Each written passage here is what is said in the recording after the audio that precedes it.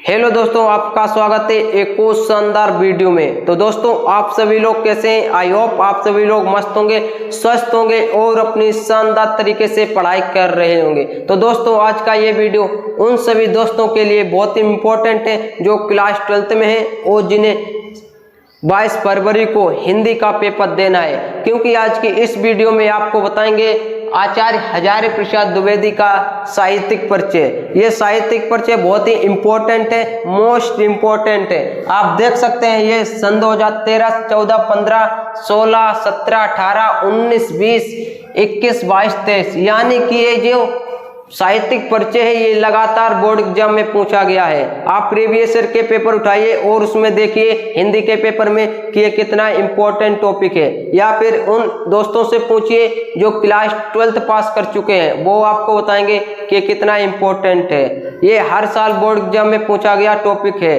क्योंकि ये जो टॉपिक है बहुत ही इम्पोर्टेंट है। कुछ ऐसे टॉपिक होते हैं जो कि हर साल रिपीटेड होते हैं। तो आज की इस वीडियो में बिल्कुल सही तरीके से आपको शॉर्ट साहित्यिक परिचय बताएंगे, क्योंकि अगर हम मॉडल से याद करते हैं तो वहां पर बहुत बड़ा होता है। अगर हम उसमें रट लेते हैं, फटाफट पढ़ लेते हैं, तो हम जल्दी बोर्ड एग्जाम में लिख नहीं पाते हैं, क्योंकि बोर्ड एग्जाम का हिंदी का जो पेपर होता है वो बहुत ही बड़ा होता है। अगर आप इस प्रकार का शॉर्ट साहित्यिक परिचय याद करते हैं तो आप उसे जल्दी लिख सकते हैं, क्योंकि जो बोर्ड एग्जाम में साहित्यिक परिचय पूछा जाता है वो 80 शब्दों में पूछा जाता है। जी हाँ स्टूडेंट, आप प्रीवियस ईयर के पेपर में देखिए और उसके कोष्टक में देखिए कि ये शब्द सीमा 80 होती है। आप इसे 80 वर्ड में लिख सकते हैं। जे नहीं मॉडल से आपने फटाफट पढ़ा 250-300 शब्दों का और वहां पर आप कॉपी में लिखते हैं तो आप आधा भूल भी जाते हैं। फिर आप क्या करते हैं, बनाकर लिखते हैं। लेकिन आपको यहाँ पर शॉर्ट साहित्यिक परिचय बिल्कुल सही तरीके से बताएंगे।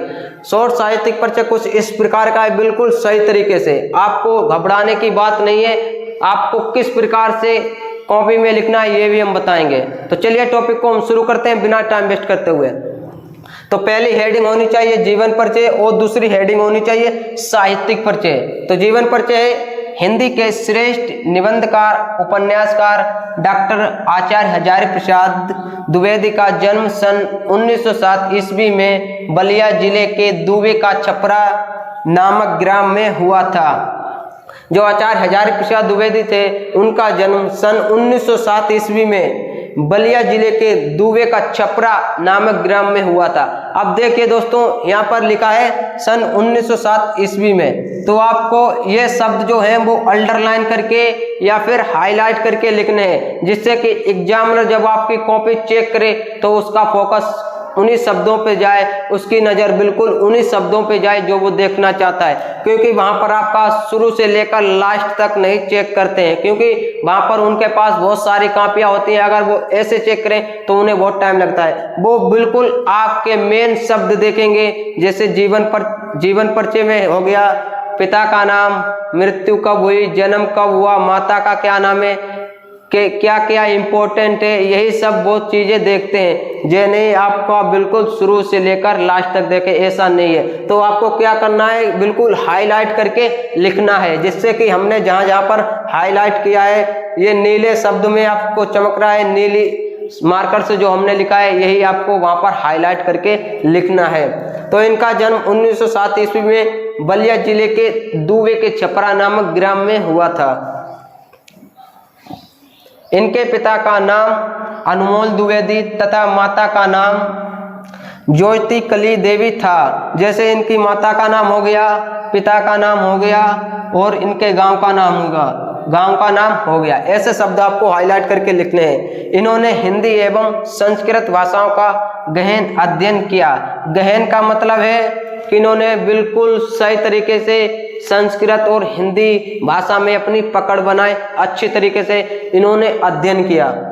शांति निकेतन, काशी हिंदू विश्वविद्यालय एवं पंजाब विश्वविद्यालय जैसी संस्थाओं में ये हिंदी विभाग के क्या अध्यक्ष भी रहे। जो आचार्य हजारी प्रसाद द्विवेदी हैं वो शांति निकेतन, काशी हिंदू विश्वविद्यालय एवं पंजाब विश्वविद्यालय जैसी संस्थाओं में ये हिंदी विभाग के अध्यक्ष भी रहे।